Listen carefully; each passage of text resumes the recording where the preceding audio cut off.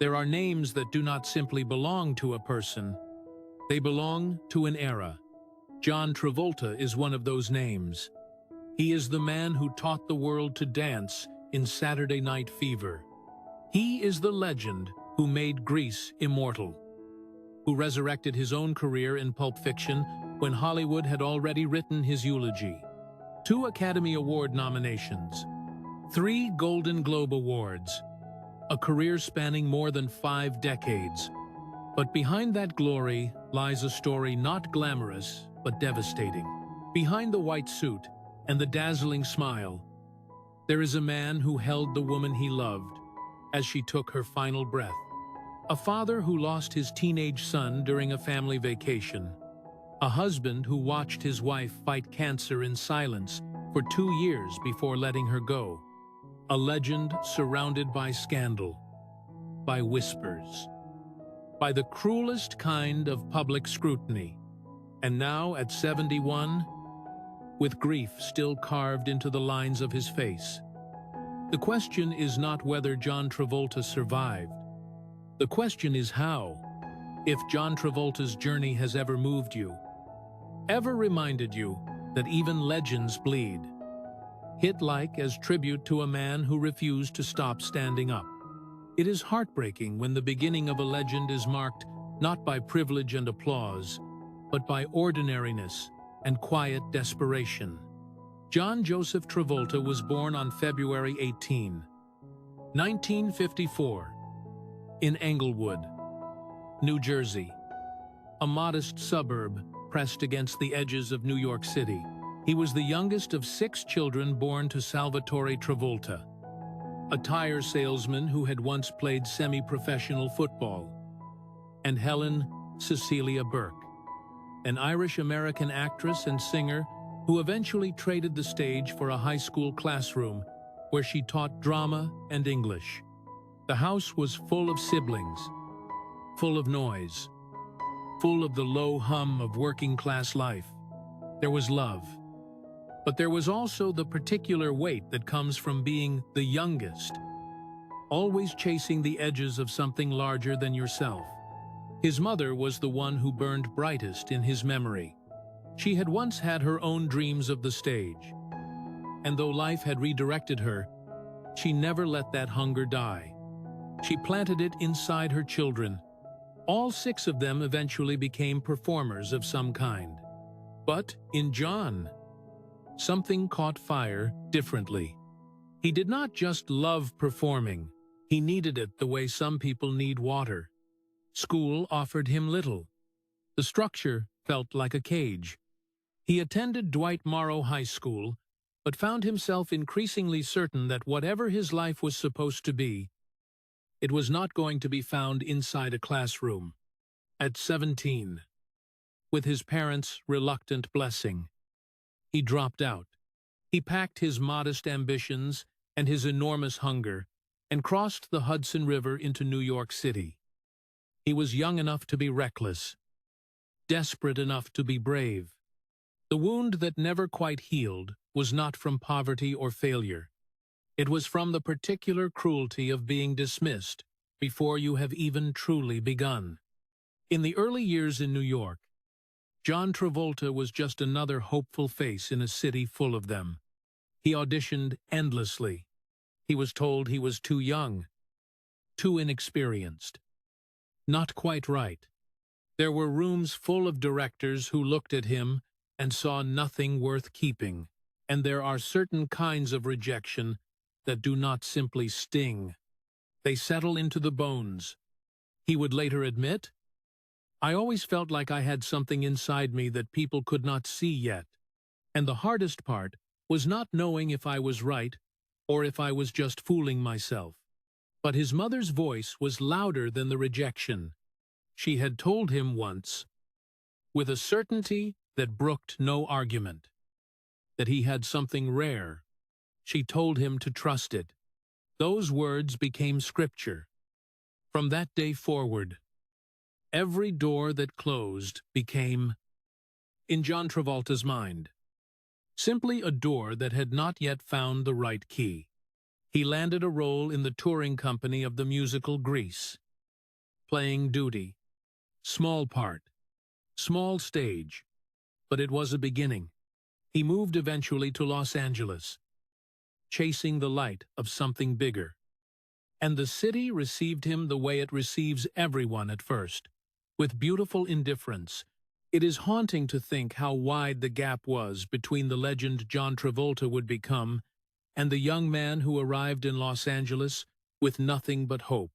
In those early California years, he scraped together whatever work he could find. Commercials, small television parts, a fall victim in an episode of Emergency in 1972, bit roles that paid just enough to keep the lights on. He existed in that particular purgatory that every struggling actor knows certain enough of his talent to keep going, uncertain enough of his future to wake up afraid. Then came Welcome Back, Kotter, in 1975. The television sitcom cast him as Vinnie Barbarino, a swaggering, charismatic high school student who immediately captivated audiences. The show made him a teen idol almost overnight. Fan mail arrived by the thousands. His face appeared on magazine covers. He released a single called Let Her In that climbed to number 10 on the Billboard chart. The world was beginning to see what his mother had seen all along. And then came Saturday Night Fever in 1977, the film that turned a television star into a cultural phenomenon. He played Tony Manero, a Brooklyn kid who lived for the weekend, for the disco floor, for the 3 minutes, when everything wrong with his world fell away, and there was only the music and the movement of his body. The film was raw and honest and electrifying. It earned John Travolta his first Academy Award nomination for Best Actor. He was 23 years old. He had whispered once, standing on the edge of all of it, "I was born tonight." Grease followed in 1978 and shattered every expectation. Made on a budget of $6 million. It earned nearly $400 million at the global box office. It became the highest-grossing live-action movie musical of all time. John Travolta had not just made it. He had redefined what making it even meant. Yet, the price was steep. His body staggered under the relentless pace of filming, press tours, public appearances, and his mind teetered beneath a grief he had not yet allowed himself to fully feel. It is often said that success shields us from suffering. But for John Travolta, the greatest loss of his early life arrived precisely at the peak of his first great triumph. On the set of the television film The Boy in the Plastic Bubble in 1976, he met Diana Hyland, an accomplished actress who was 18 years his senior. The age difference meant nothing to either of them.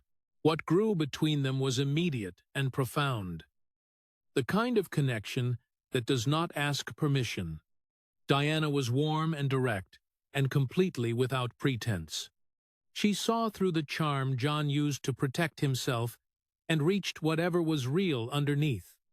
He fell in love with her in the way young men fall in love when they do not yet know how badly love can hurt. He thought this was it. He thought this woman was the answer to every unnamed longing inside him. Diana was diagnosed with breast cancer. She fought it quietly, with the same directness she brought to everything. But in 1977, while Saturday Night Fever was making John Travolta the most talked-about young actor in Hollywood, Diana Hyland died. She died in his arms. He did not move for a long time after. He simply stood in the silence of what had just happened, holding the weight of it. And the weight did not lift for years. He would confess much later. Some people carry pain like a badge. I carry it quietly, but I carry it always. He thought that was the final blow. But life had not finished with him. The years after Diana's death brought professional turbulence alongside the personal grief. The early 1980s saw a string of commercial and critical failures that dismantled the momentum of the late 70s with bewildering speed. Staying Alive. Two of a kind. Perfect.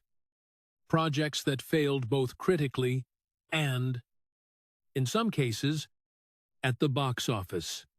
He was offered roles that would have kept his name in lights and turned them down for projects that did not serve him. American Gigolo went to Richard Gere. An Officer and a Gentleman went to Richard Gere again. Looking back, the irony is almost painful. For much of the mid-1980s, John Travolta was considered, by many in the industry, a has-been, a relic of a decade that had already ended. Days blurred into nights of uncertainty, of wondering whether the world he had built was simply going to unmake itself while he watched helplessly.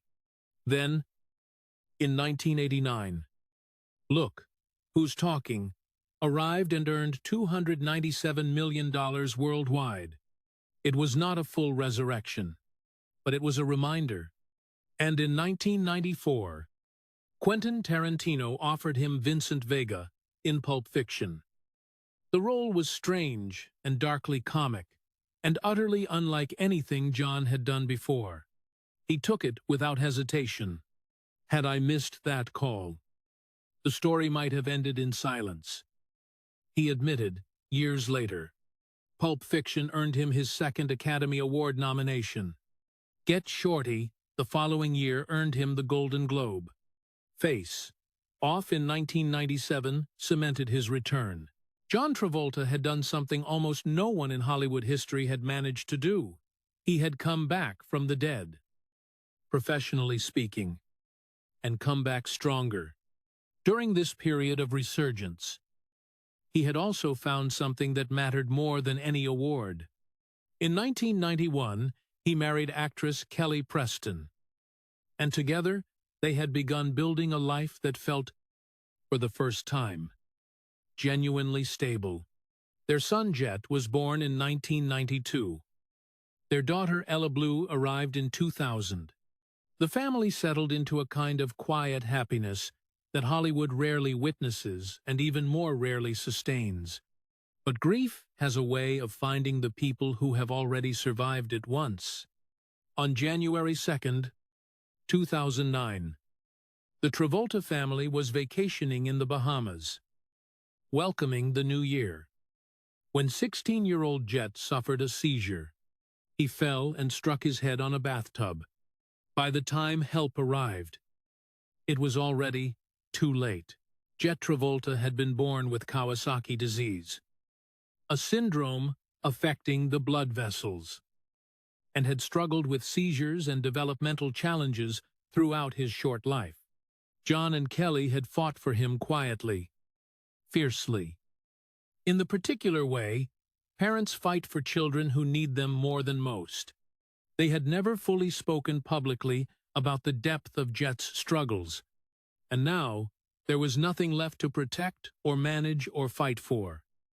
John Travolta was shattered in a way that resists description.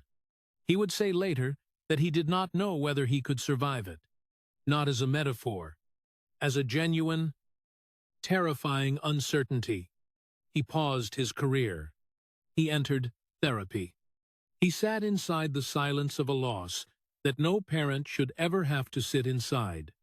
I am not sure I have ever fully come back from it, he confessed quietly in one of the few interviews he gave about that time.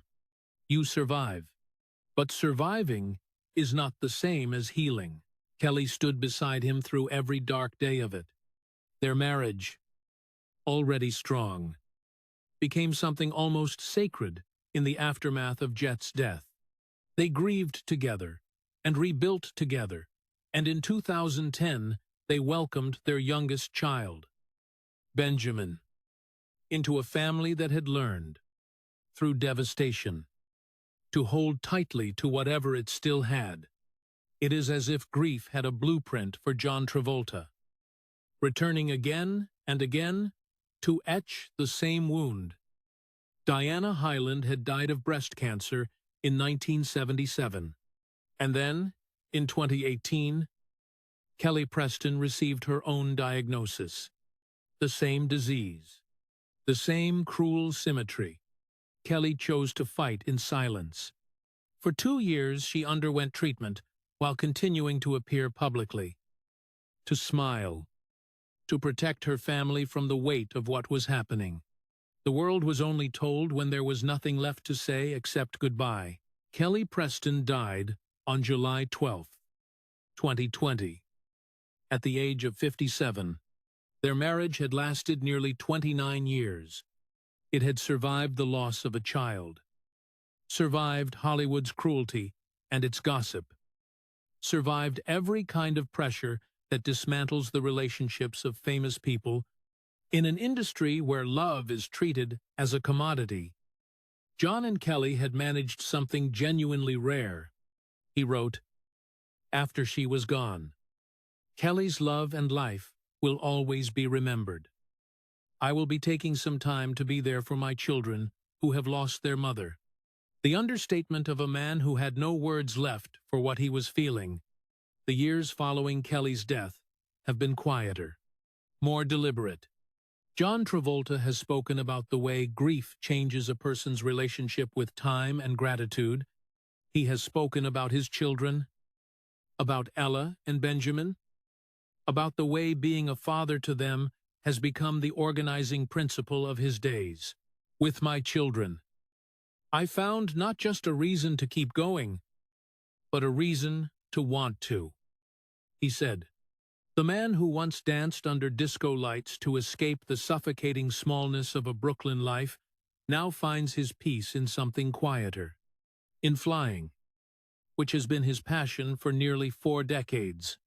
In being present for his children in the way that loss teaches you to be present, deliberately and without the illusion that there is always more time." Now at 71, John Travolta stands as something more complicated than a legend. He stands as a testament to what it means to carry grief without being consumed by it. His estate in Ocala, Florida, sits at Jambalaya Airport, with its own runway leading to his front door. He holds licenses to fly 11 types of aircraft.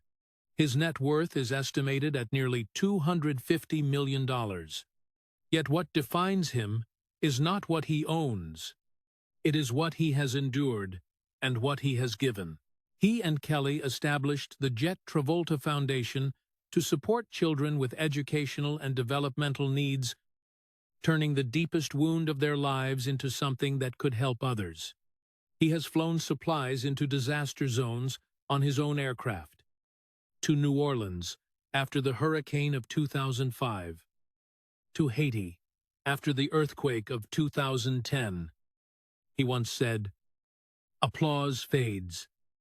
Trophies gather dust.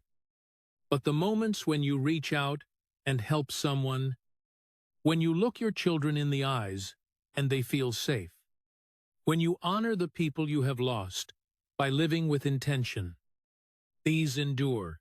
From a working-class suburb of New Jersey to the highest peaks of Hollywood, from the grief of holding a dying love in his arms at 22 to the grief of saying goodbye to a son at 16 and a wife at 66. John Travolta's life teaches us that survival is not a destination. It is a daily practice. It is the unglamorous, relentless, sometimes heartbreaking work of choosing to continue. His life teaches us that talent without resilience is fragile. That fame is the least interesting thing about a person. That the truest measure of a life is not how high it rises, but how many times it rises after being brought to its knees. If this story has touched your heart, leave a tribute below for a man who has given us not just great performances, but an example of what it looks like to keep going when going feels impossible. And wherever life finds you tonight, may you be blessed with the kind of love that stays, the kind of strength you did not know you had, and the understanding that even the heaviest grief can be carried. one day at a time, toward something that still feels like hope.